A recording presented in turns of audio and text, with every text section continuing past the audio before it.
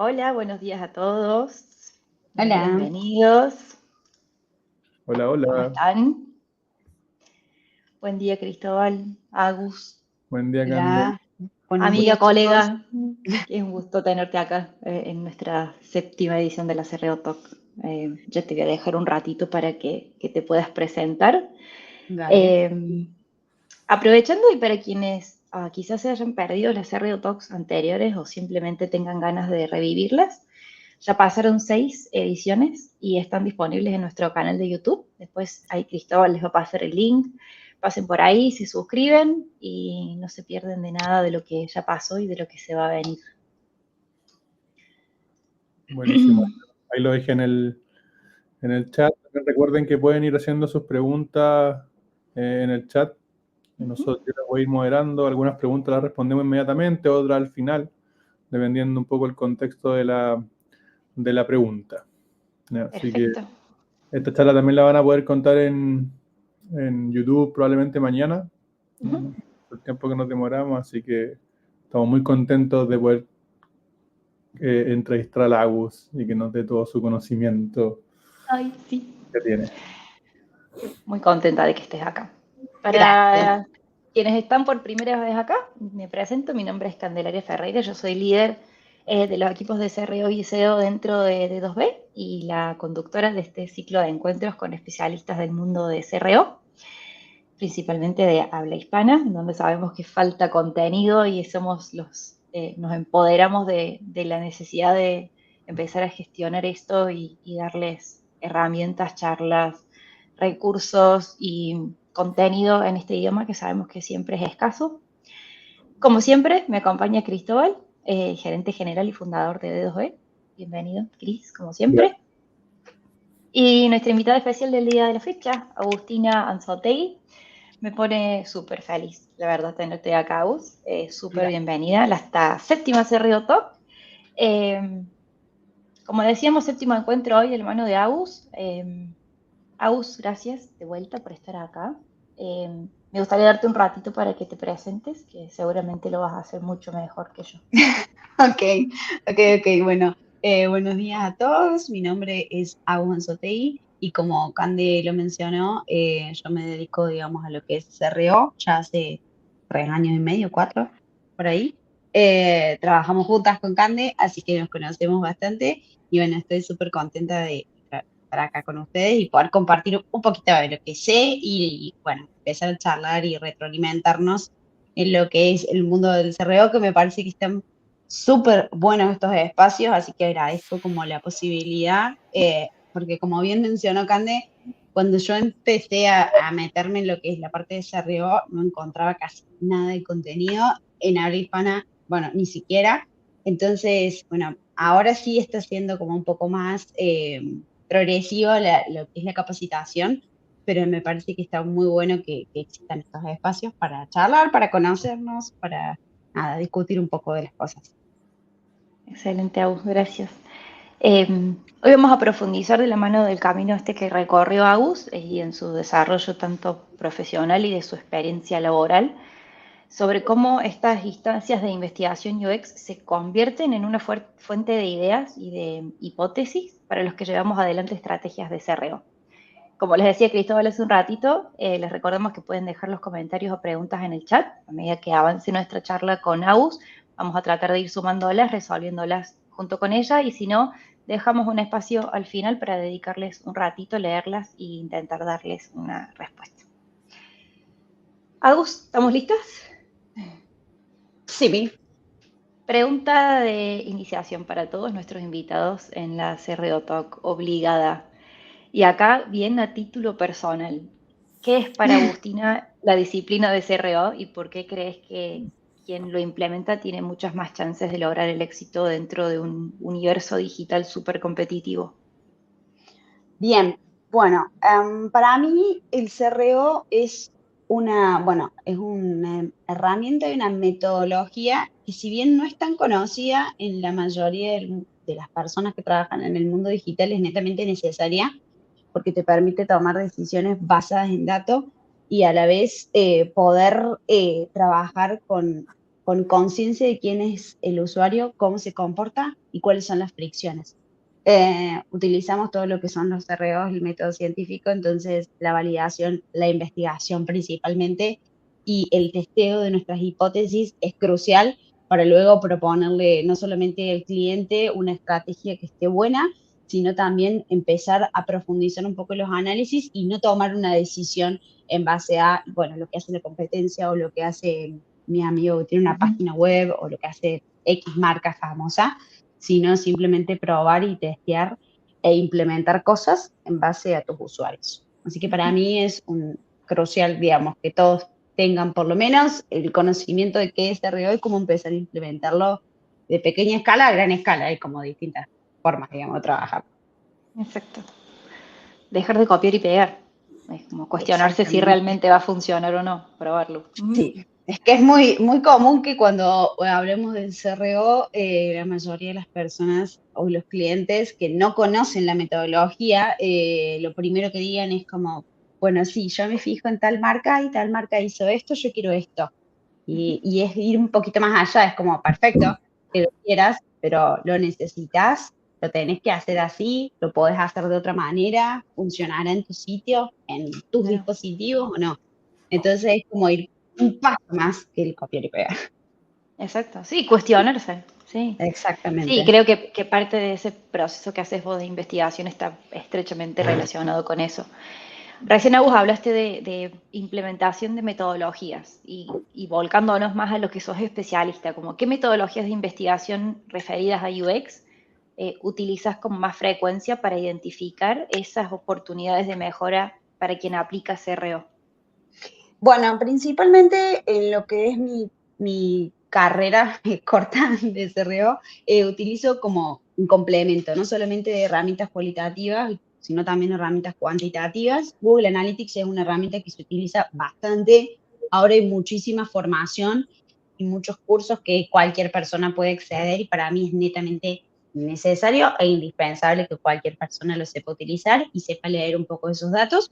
Pero a la vez también pienso que no solamente con esos datos vamos a hacer magia, sino que es complementar esa información con quizás mapas de calor, con entrevistas a usuarios, con pruebas de usabilidad, con encuestas, para sacar insights más completos, porque muchas veces si nos basamos solamente en lo que proporcionan herramientas analíticas, tomamos decisiones que están bien, pero que no están 100% acopladas a lo que es una estrategia de negocio para un cliente particular.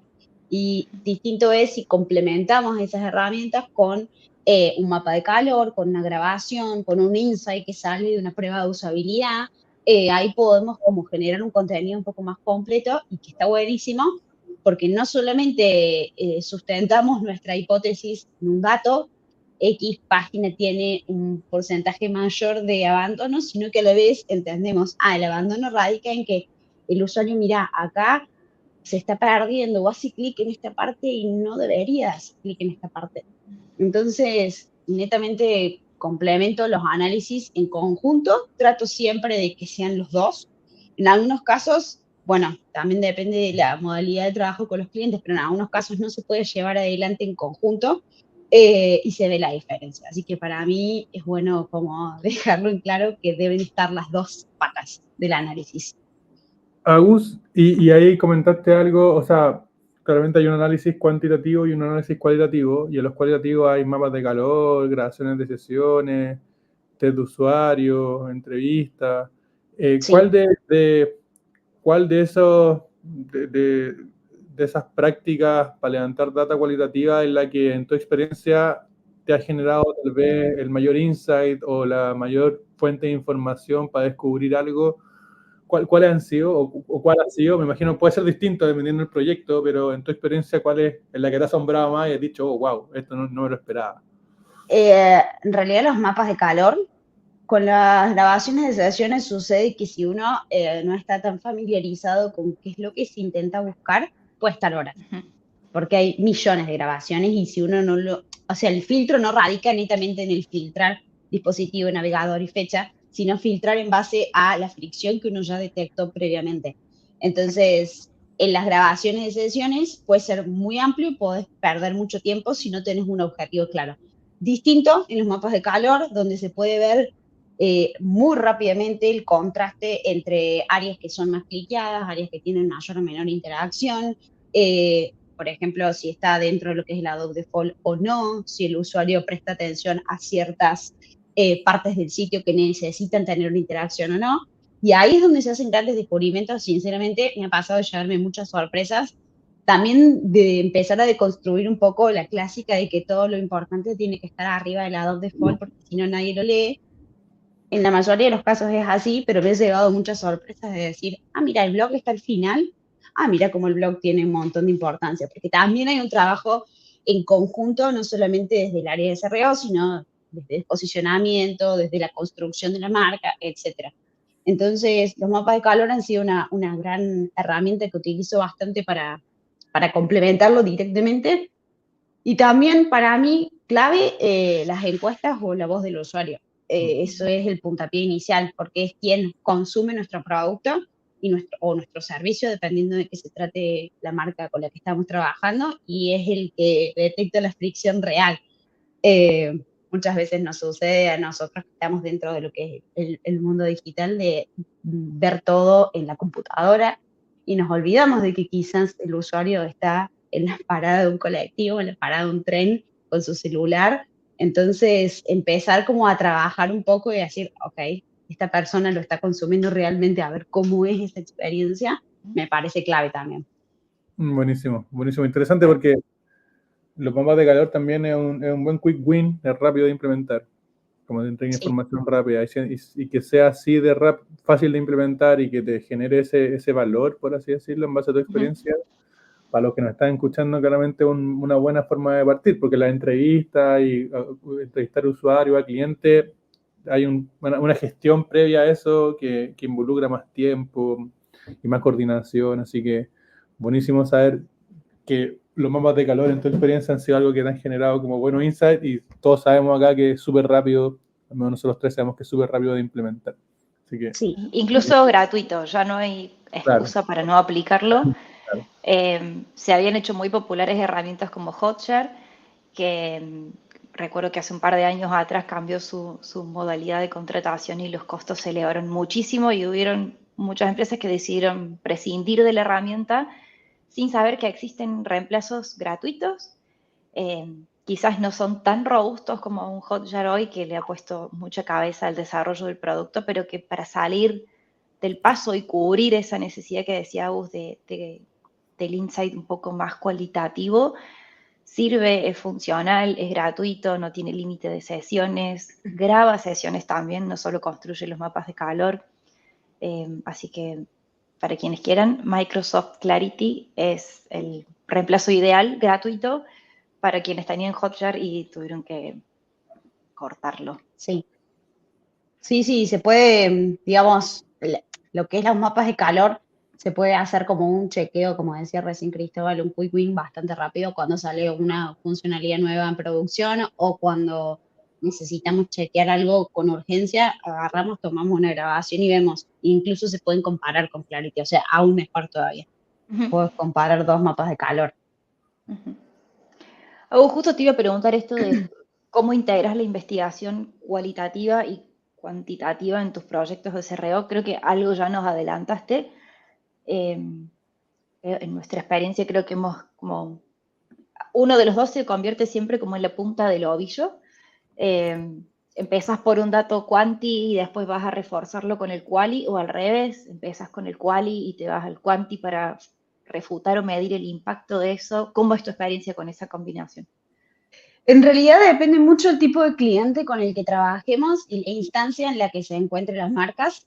Bueno, ahora estamos mayoritariamente con los clientes con los que trabajo en épocas de evento, entonces acá es al revés, acá se levanta la mano de un error, un bug o una fricción y se va a los datos para ver si esto está reflejado en la mayoría de los usuarios o es una cuestión aislada, pero sacando, digamos, esta temporalidad del momento en el que nos encontramos, en la mayoría de los casos yo trato primero de ir a los datos que nos brindan las herramientas de analítica digital y posteriormente ver si esos datos puedo reforzarlos con ejemplos. porque también me parece importante, no solamente para el análisis, que es más rico, que es lo que veníamos hablando nosotros, de reforzar el análisis de los datos con los mapas de calor y con las grabaciones, poder transmitir ese conocimiento del cliente al cliente, al cliente que nos contrata a nosotros, porque también es una posición en la que nosotros nos encontramos que es muy poco tangible. Y no todo el mundo tiene la expertise o la posibilidad de entender realmente qué es lo que nosotros le estamos mostrando en números. Entonces, qué mejor que visualizar aquel error que nosotros lo vemos, capaz con una caída, con un porcentaje, con unos segundos de engagement que quizás una persona que tenga un conocimiento técnico puede decir, sí, sí, acá hay un problema, que el CEO de X empresa que no entiende de datos y decir, bueno, mira, esto que yo te estoy mostrando acá pasa en esta grabación. Y él lo puede ver más tangible y puede verlo con más ejemplo. Yo siempre trato como de buscar, la verdad que en la mayoría de los casos lo logro, no siempre tengo el ejemplo exacto para cada uno de los errores, pero trato de integrarlos y hacerlos un poco más ricos, porque me sirve a mí para reforzar mi análisis y a la vez considero que le sirve al cliente que nos contrata para entender el agregado de valor que le da el servicio. Sí, ni hablar de que por ahí un error, un bug, una funcionalidad que está caída, rota, siempre desarrollo nos va a pedir, bueno, ¿y cómo lo reproduzco? A ver, mostrame el error. Creo que a esa nos enfrentamos siempre, CRO, UX, quienes estén en contacto como más directo con esas instancias de investigación y reportando ese tipo de errores. Siempre desarrollo va a necesitar como el respaldo empírico de que ese error sucedió, cómo fue el comportamiento del usuario para llegar hasta ahí. A veces no lo podemos reproducir nosotros, pero tenemos el respaldo de una sesión grabada en ese momento, en esa URL y con esa funcionalidad que yo le puedo dar de herramienta al desarrollador para que intente reproducirlo por sus propios medios o intente descubrir qué pudo haber pasado con ese flujo que falló. Pero creo que las herramientas quali en ese sentido, quizás no solo para defender algo, sino para apoyar algo que hay que arreglar, hermosos. Sí, sí, sí, son muy clave y también pienso que dentro de las herramientas que más manejamos nosotros son las grabaciones de sesiones y los mapas de calor. Las encuestas, si tenemos Hotjar o no tenemos Hotjar, eso depende mucho, pero me parece clave también empezar a hacer testeos con usuarios, y si no es posible realizar testeos con usuarios, bueno, que el equipo pueda trabajar en conjunto, hacer sesiones de brainstorming y poner el producto y decir, bueno, acá somos 8 personas, o 9, 10 o 2, no importa, especialistas en una materia, tratemos de detectar si el flujo es correcto, si podemos hacer mejoras. Eso netamente no es una prueba de usabilidad, pero se acerca lo más posible. Entonces, también entender que no todos los procesos se realizan de la misma manera y que hay que tratar de adaptarlos a lo que se tiene actualmente en la marca y las posibilidades que tiene la empresa de brindar esas cosas, porque si fuésemos todos en el mundillo ideal, todos tendríamos las mejores herramientas y trabajaríamos con las mejores posibilidades para detectar cosas, pero cuando no es posible así, presupuestariamente hablando, no significa que no se pueda hacer. Entonces, es como empezar a buscar esas betas. Totalmente. Agus, ¿cómo priorizas las pruebas de usuarios en comparación con otras técnicas de investigación de UX? Bien, en realidad las priorizo en base a qué tipo de prueba estoy realizando. Si es una funcionalidad nueva o un restyle, por ejemplo, del sitio, me parece elemental mapa de calor y pruebas de usuario para ver si el flujo que yo estoy viendo está correcto. Y si es algo un poco menos técnico, como cambiar una imagen o reordenar el contenido, quizás no priorizo tanto las pruebas de usuarios desde ese lado. Dependiendo un poco el proyecto. Creo que para algunas cosas, obviamente deberíamos priorizar las reglas de usabilidad que deberían de tener un sitio y también no solamente como las reglas de usabilidad desde el punto de vista de UX, sino también entender si reglas de usabilidad desde el punto de vista de SRO, si, digamos, existe relevancia, si existe claridad de contenido, si existe alguna distracción para el usuario, si le aporta valor o no. No solamente como ver lo que nos dicen los de usabilidad de Nielsen Norman, sino también aportar desde ese punto de vista. Entonces, en base a esas reglas, yo voy priorizando el contenido. Excelente. ¿Y ahí qué papel jugarían, por ejemplo, los test A/B dentro de tu proceso de investigación? Siempre intento testear, porque para mí es el mejor método de validar mi hipótesis. La realidad también es que no se puede testear en todos los sitios, porque no todas las marcas tienen como la cantidad de sesiones deseadas, o las mínimas sesiones, o la tasa de conversión, o las compras que se necesitan para testear. Y ahí, en ese caso, me parece que también es importante que como profesionales podamos decirle a la marca, aquí no puedes testear, porque, o sea, sí se puede, pero los datos que vos vas a tomar, primero que el testeo va a estar prendido por lo menos 3 meses, y en segundo lugar va a estar sesgado el contenido, porque no existe, digamos, la estadística suficiente para que esa prueba dé positivo. En ese caso, lo que hago cuando son clientes más pequeños o cuando no acompañan las métricas es lo que se conoce como implementaciones controladas, que es trabajar bien en conjunto con el equipo evolutivo y empezar a probar estos quick wins y medirlos y ver el impacto. Y si eso tiene un impacto positivo, lo hablamos con el cliente y lo dejamos. Si es una cuestión de diseño, se puede trabajar, mejorar un poquito el diseño, se lleva adelante.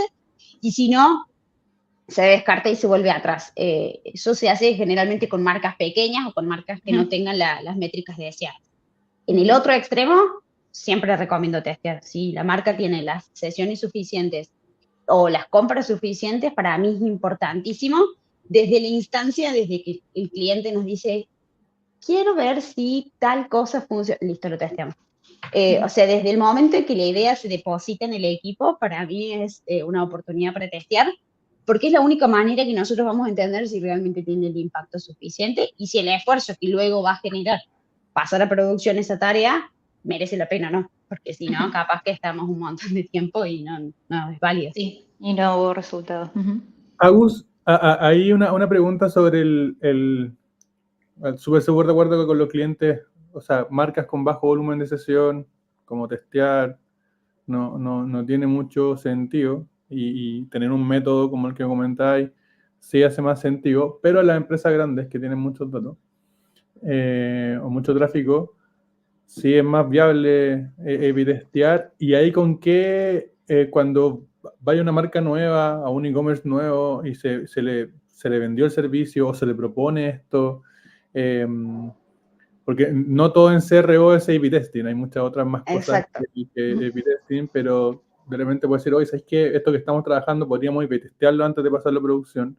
¿Cuáles son los principales como barreras o frenos que hay visto en una organización grande para empezar a A/B testear o para empezar a A/B testear estas cosas que están diseñando? En tu experiencia, ¿cuáles son los frenos que hay visto de ese tipo? Para mí es una cuestión de organización que ahora se está empezando a hablar y he estado en varias formaciones en donde lo plantean desde este punto de vista que lo voy a comentar, que es armar un plan de optimización, un plan de CRO. Porque como lo mencioné al principio, el CRO no es algo tangible, no es que el cliente te contrata hoy y mañana su tasa de conversión se dispara en un 30%. No existe, y si alguien lo vende así, no es correcto.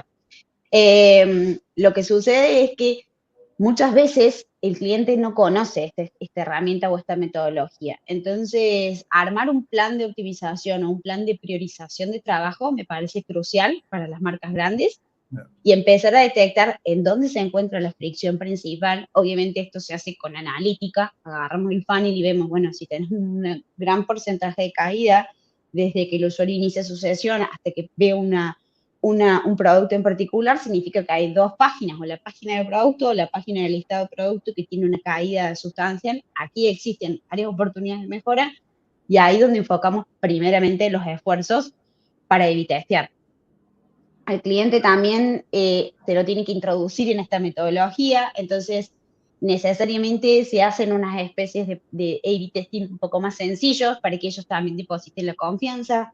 Quizás se baja la cantidad de usuarios que van a ver la prueba, entonces no se testean el 50% del tráfico, sino que se testean un 20% del tráfico, como para empezar a introducirlo en lo que es la metodología de testeo.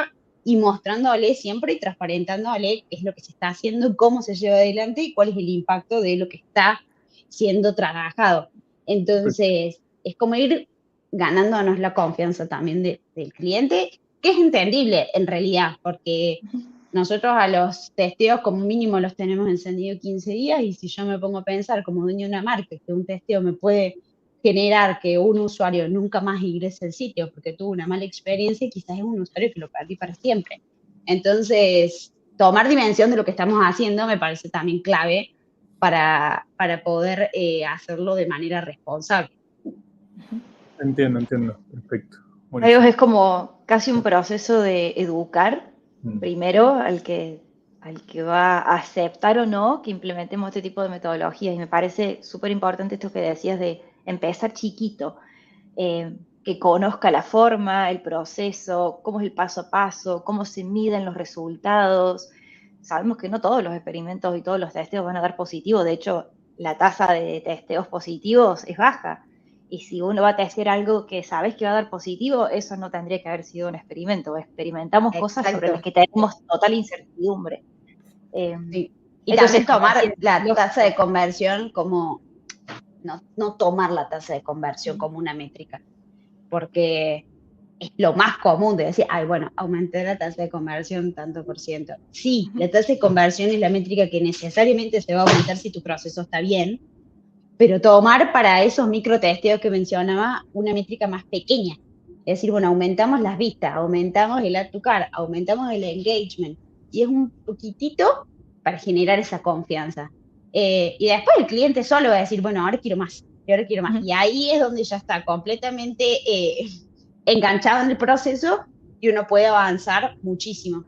Es diferente cuando el cliente no está convencido, uno tiene miedo de trabajar porque tiene miedo de mandarse un moco y a la vez los testeos no es que mejoran notablemente las cosas, son procesos y son aprendizajes. Yo a todos mis clientes les digo, acá vamos a aprender del usuario, vamos a aprender de nuestros procesos y nos vamos a conocer nosotros también, porque en el medio hay un montón de cosas que es necesario como aceitar. Entonces me parece clave eso, de empezar de poquito. Y a mí siempre me quedó grabada esta frase de que no existe un testeo perdedor. De hecho, siempre estás aprendiendo algo, ganaste un conocimiento, ganaste en saber que si el botón lo cambiaste color negro y era verde, el negro no funciona, eso ya lo sabes. Exacto. No incrementaste la tasa de clics, bueno, no importa, pero ya sabes que negro no tiene que ser. Y de ahí como el proceso de tener la conciencia y el ritmo de iterar sobre lo que no funcionó, replantearse esa hipótesis, replantearse la variante que estás por poner a competir contra eso, pero también esa como tolerancia al fracaso, si se quiere, o a la frustración de no haber llegado a una métrica ganadora con tu variante, ese también es un proceso súper personal desde el lado de quien ejecuta los experimentos, pero también del lado de quien está como recibiendo todos esos cambios.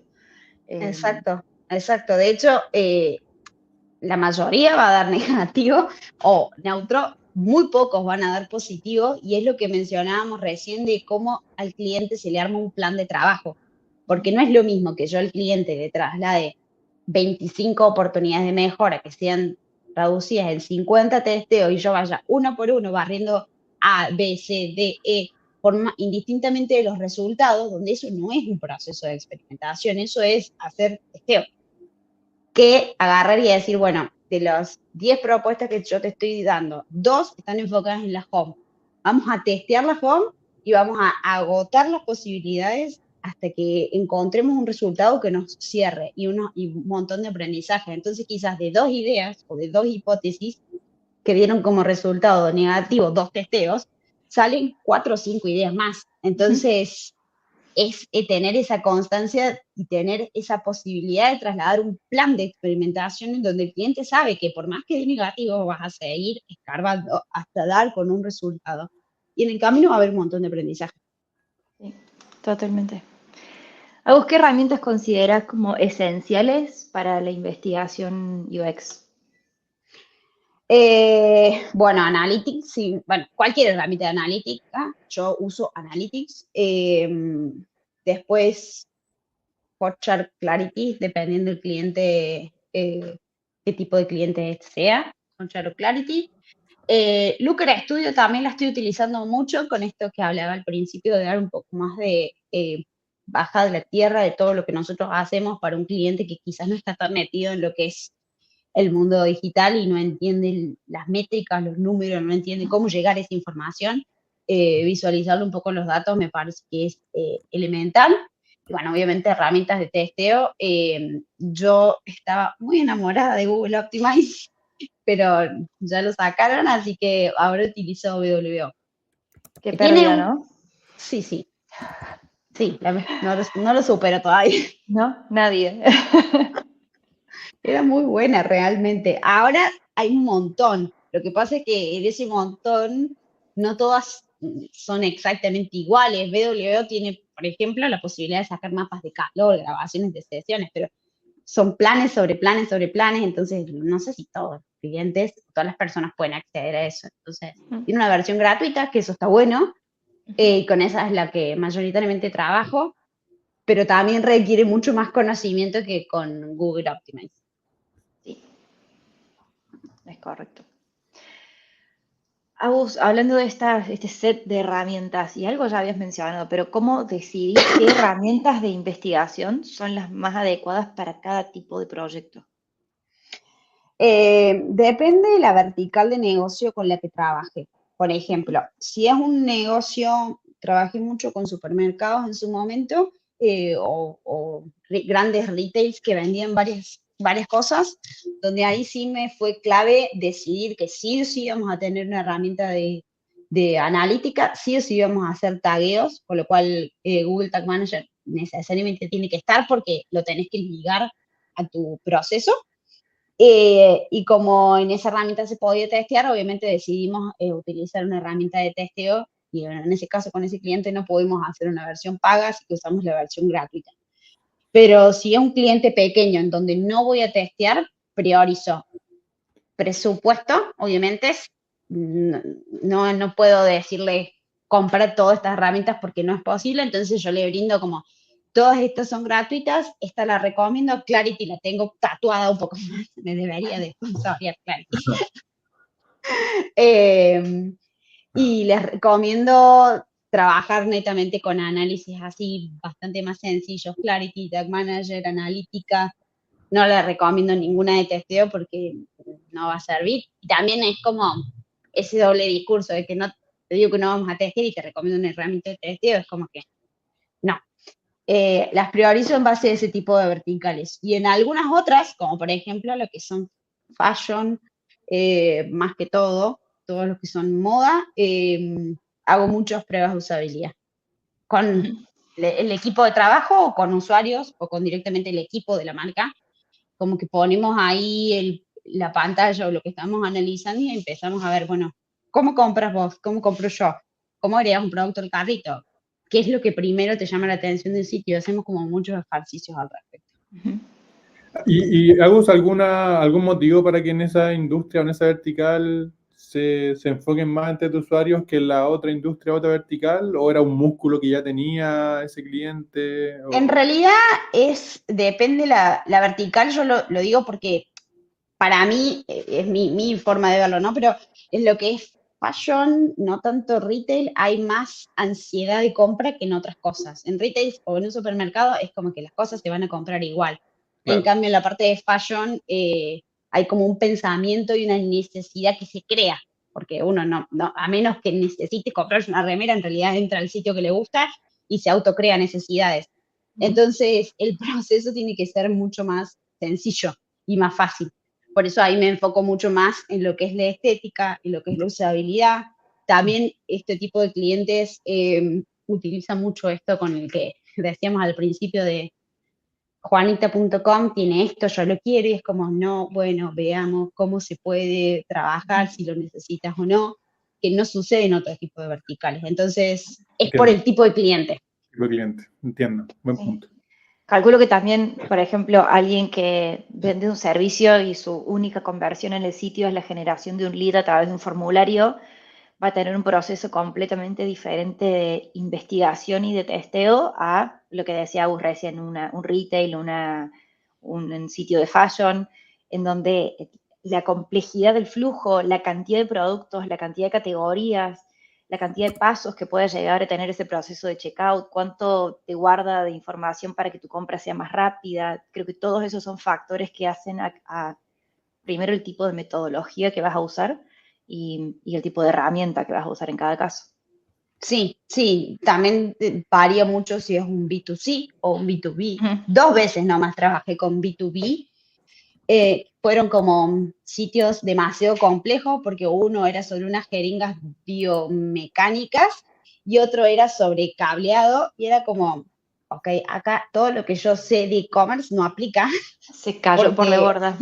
claro, porque en realidad es como un conocimiento técnico. Obviamente, al fin y al cabo, estaban enfocados ambos sitios en convertir y en generar más leads, pero había la usabilidad ahí no aplicada, porque ahí la información tenía que salir de todos lados y eran sitios que tenían choclo de texto, en donde ahí priorizamos, bueno, cómo resaltamos este contenido, cómo atraemos al usuario para que genere un lead, digamos, el formulario que se está generando. ¿Es un formulario que te invita a querer comunicarte? ¿Es un formulario que te pide, a su vez, grupos sanguíneos que no le interesa a él brindarte?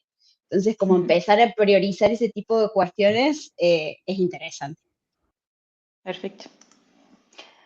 Agus, ¿hay alguna herramienta de UX que vos consideres que te sorprendió en el uso? Che, ¿por qué nadie está usando esa herramienta y es maravillosa?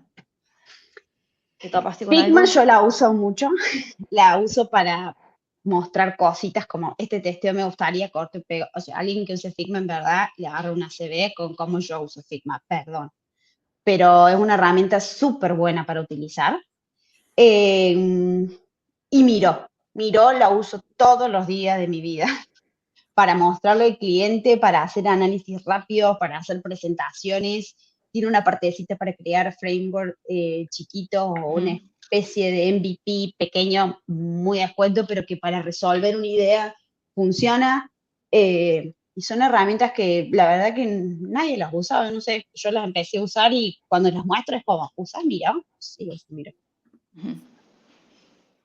Hemos estado chusmeando también con el equipo las integraciones que existen entre Miro y Airtable, por ejemplo, en donde podés sincronizar el armado de un backlog automático en Airtable y le compartís al cliente soporte Sí. visual y backlog ya estructurado con priorización de todas las iniciativas. No sé Bueno, si la gente lo Airtable, ahora que sabe. lo decís, sí, también la super utilizo para lo que es la priorización y el armado del backlog. O sea, para el cliente utilizamos el Jira común o la herramienta de gestión de proyectos donde está su tarjetita con su historia de usuario, pero para nosotros el proyecto de trabajo de CRO utilizamos Google Sheet o Airtable. Airtable lo descubrí hace poco y me gusta mucho porque podés como combinar cosas, lo vinculas con el Slack, lo vinculas con un montón de herramientas y queda genial. Y a la vez al cliente después es sencillo, no necesitas compartirle un enlace de Sheet con tu cuenta del trabajo ni nada, sino que simplemente tenemos ahí todos acceso y todos miramos, podemos cargar imágenes, podemos ponerle qué tipo de problemática estamos viendo, agregarle un video, que bueno, que con el Google Sheet no es posible. Así que es una herramienta que es verdad, la descubrí hace poco, la utilizo mucho para con el cliente.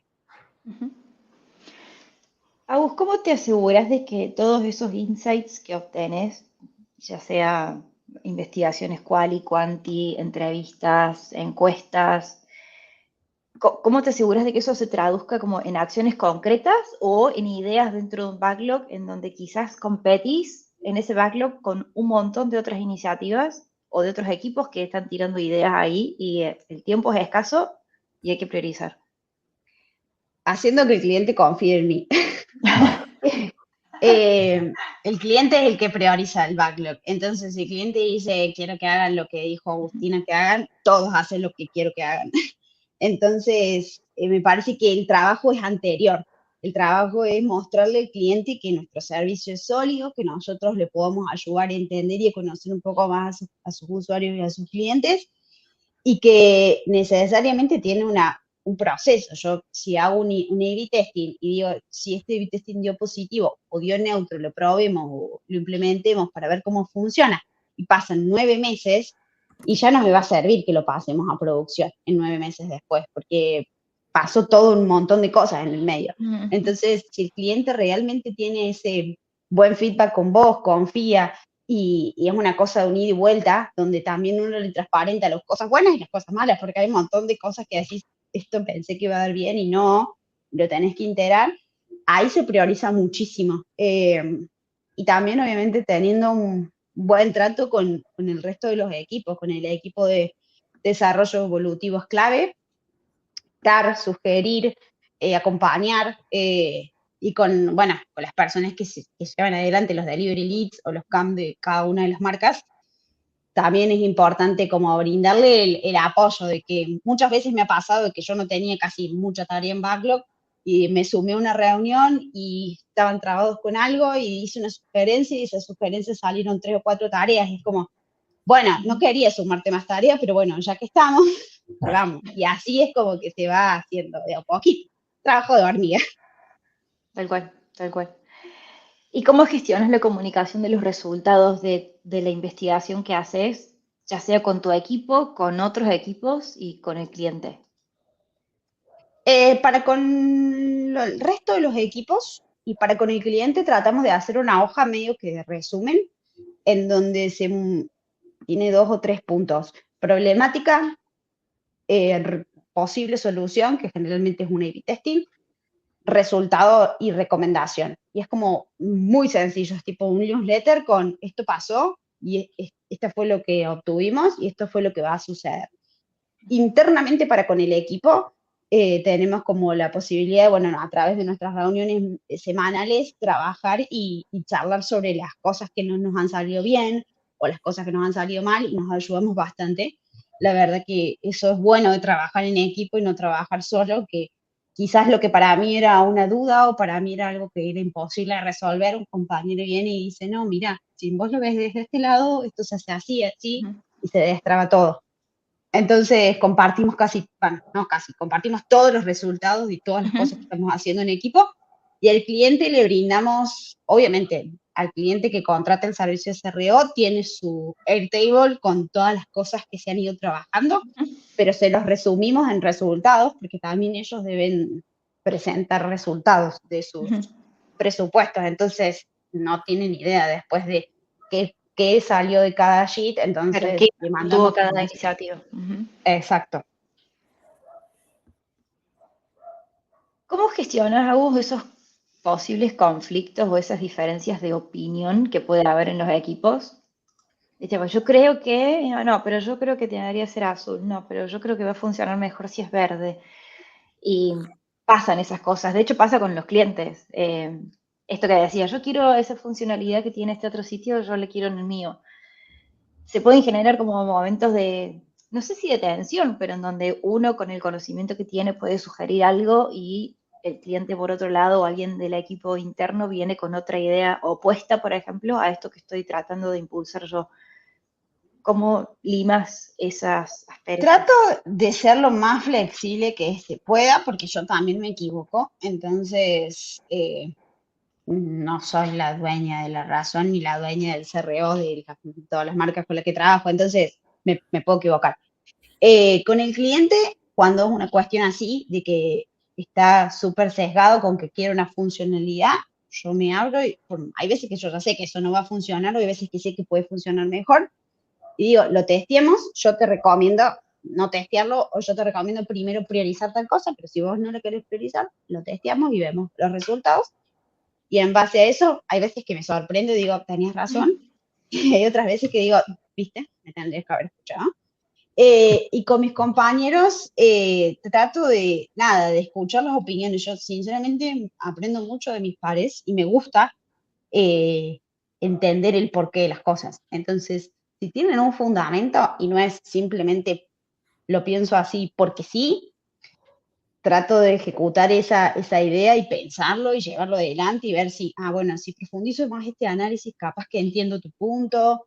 Como que en ese sentido trato de ser realmente flexible, porque pienso que si es interdisciplinario es 100% mejor. Entonces confío en que por algo me lo están diciendo. Quizás no sea una experiencia tan técnica, me ha pasado muchas veces que Delivery Leads o CAN me han dicho, Agus, esto no, esto lo tenés que hacer así, y la respuesta al por qué, porque el cliente le gusta esto, y es como, bueno, vos venís trabajando hace mucho con el cliente, por algo me lo estás diciendo, es como también ser un poco más flexible. Y a la hora de no ser flexible, que es a la hora de ejecutar cosas que ya dependen netamente del expertise de CRO, siempre obviamente con respeto, pero decir, esto es algo que lo sabemos nosotros, que tenemos el conocimiento. Y bueno, ahí ellos también son flexibles conmigo. Dato mata opinión. Claro.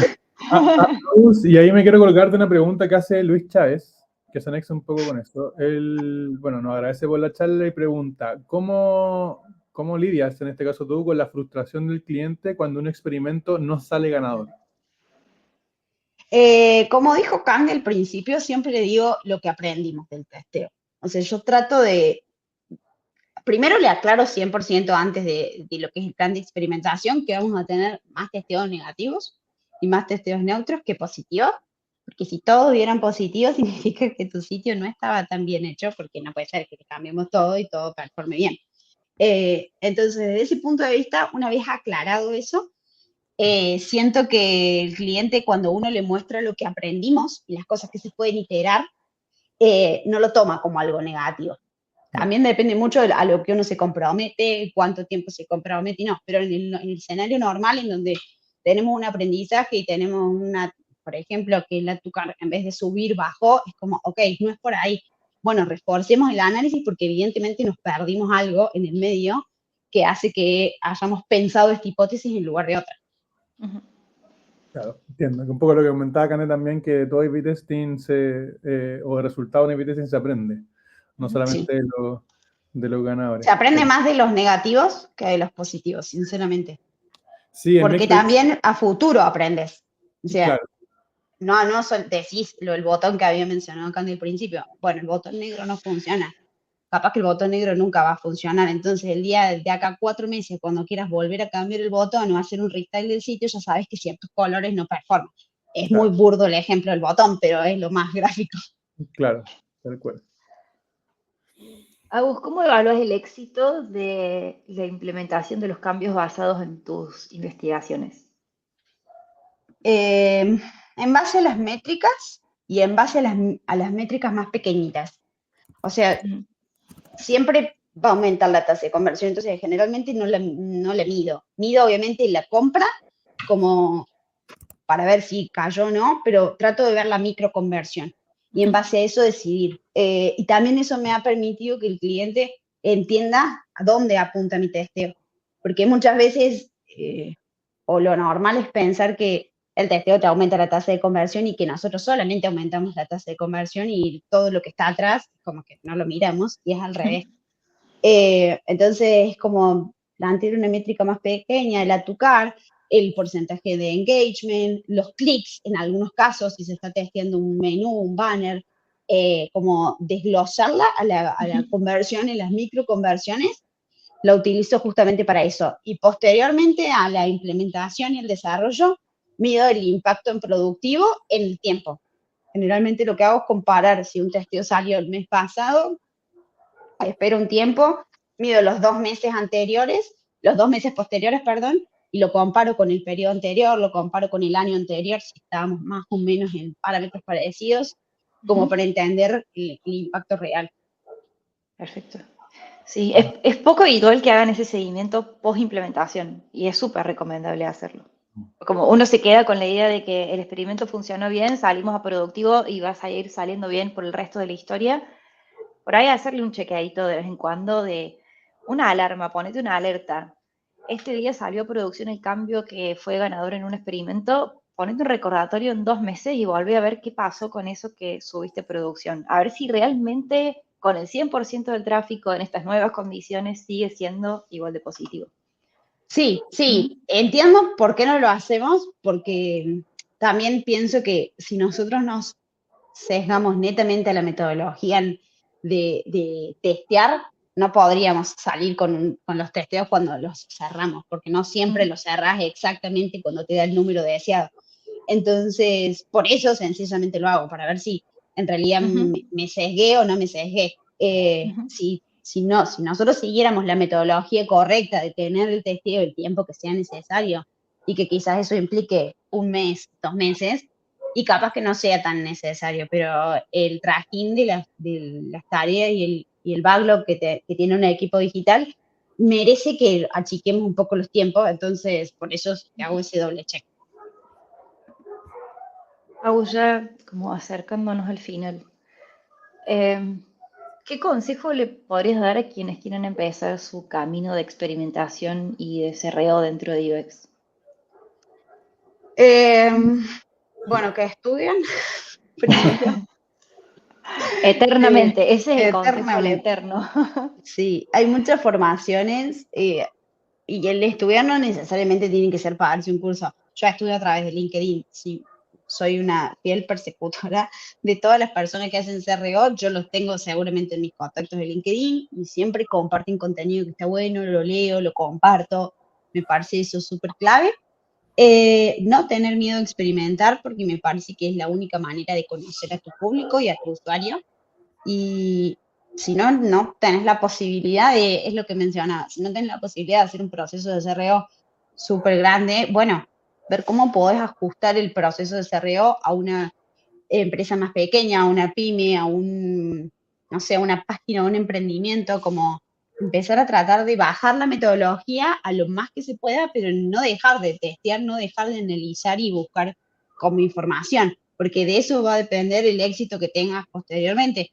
Cuando puedas sostener un tráfico en el tiempo y que ese tráfico te traiga ventas, es porque estás haciendo las cosas bien. En cambio, si sos una empresa pequeñita que le pone pauta o pone plata en publicidad y todo para sostenerse la página, es que no es el camino correcto. Entonces, es experimentar, trabajar, no frustrarse y confiar justamente en que todos esos aprendizajes, por más que al principio parezcan que no están tan buenos, traen un resultado y generan como que a la larga uno conozca realmente a su usuario. Totalmente. Agus, ¿cuánto te apoyas en la IA? ¿Inteligencia artificial? ¿Estás amiga? ¿Enemiga? Depende para qué. Para los testeos me apoyo bastante porque hay unas cosas técnicas que no las puedo hacer, entonces el chat me ayuda mucho a sacar algún HTML, algún CSS que no está funcionando. Y para lo único, quizás para ser más polite en una contestación de un mail, pero no para lo que es la investigación realmente, por desconfiada nomás, pero para el otro sí lo utilizo. Para las cosas más duras sí. Cris, ¿nos Oye, quedan Agus, preguntas en el chat? nos queda una pregunta de Adolfo Gaudet, que nos han hecho esta pregunta antes. La pregunta es, ¿cómo consideras que debería ser un servicio óptimo de CRO? ¿Qué roles serían necesarios para conformar este equipo? ¿Y cuántos proyectos o marcas clientes creen que podrían gestionar este equipo eficientemente? Bueno, yo creo que un equipo ideal sería un equipo multidisciplinario. O sea, para mí de hecho lo hemos tenido en un momento en un trabajo anterior y para mí fue mi mejor equipo porque todos trabajábamos y todos nos apoyábamos. Creo que trabajar solitario hace que se pierdan muchas aristas, entonces necesariamente tendría que haber alguien que haga diseño para que te apoye en la parte más visual, obviamente. De análisis de datos, yo sinceramente creo que depende de la empresa. Si es una empresa muy grande, quizás tiene una arista de analítica, pero si no, nosotros como CRO deberíamos tener el expertise suficiente para poder hacer unos análisis bastante profundos. Entonces no lo considero necesario y sí considero necesario que haya una persona encargada de desarrollar para poder simplificar un poco el trabajo, porque ahí se pierde mucho tiempo si uno no tiene el expertise suficiente. Entonces, para mí, con un desarrollador, un CRO y un UX, se podría hacer magia. Buenísimo. Buenísimo, sí, ahí creo que en alguna sesión nos preguntaron, Cande, lo mismo y creo que también esa persona que invitamos contestó algo similar. También hablar mucho, me acuerdo de alguien que fuera a vender esto a la otra área, como... No, yo siento que no hay mejor forma de vender CRO que un CRO vendiendo su servicio, Claro, porque es la única manera de trasladar este entusiasmo que uno le pone a lo que hace y a la vez que el cliente realmente entienda. Porque si no, yo para explicarle a una persona que trabaja en comercial sobre CRO, lo tengo que hacer CRO. claro. Es como que no puedo, porque hay mucho para ver y también ese primer contacto con el cliente en donde él te conoce la cara, te cuenta sus necesidades y fricciones, tiene que ser una persona capacitada de decir, sí, acá tiene tal o cual problema, me lo dijo 3 o 4 veces, entonces evidentemente acá está la fricción y poder como capturarlo. Y cuanto a cuántas marcas... Sí, eso te iba a preguntar. Este equipo ideal, ¿cuántas marcas? Porque tú estás más o menos en la misma vereda que nosotros. Nosotros trabajamos con marcas, ustedes trabajan con marcas. Entonces, me imagino que hay equipos que ven más de un cliente, desarrollan para varias marcas. Pero ese equipo mínimo es SRO, que era un diseñador, desarrollador. Para mí lo máximo deberían ser 5 marcas. 5 marcas. Porque, o sea, 5 marcas con un buen servicio de CRO. Obviamente uno puede ser multitasking y tener 8 o 9 marcas, pero realmente no es posible abarcar 8 o 9 marcas con la misma calidad que la que se atacaría en 4 o 5. Porque el tiempo de análisis, lamentablemente, es mucho. O sea, el 90% de nuestro trabajo está dando vuelta en analytics, en grabaciones, y para darle un buen proyecto a un cliente, para dar un buen backlog al equipo evolutivo, hay que estar inserto en el sitio. Entonces yo no puedo cambiar de marca cada media hora y decir, hoy estoy en Pepito, en media hora, bueno, ahora me cambio a otra. Que sean de rubros distintos, que sean de diferentes países, con diferentes usuarios. Es como que, por más que uno ya está como habituado a tener muchas marcas, lo ideal sería tener pocas y darle un muy buen servicio. Claro, entiendo. Eso es lo ideal, lo que todos buscamos. Exacto. Creo que ahí respondimos todas las preguntas. Gracias a Adolfo y gracias a Luis por hacer las preguntas ahí a la Agus. Y creo que estamos. No sé, Cande y Agus, se quieren cerrar con algo. Ay, se me pasó rapidísimo.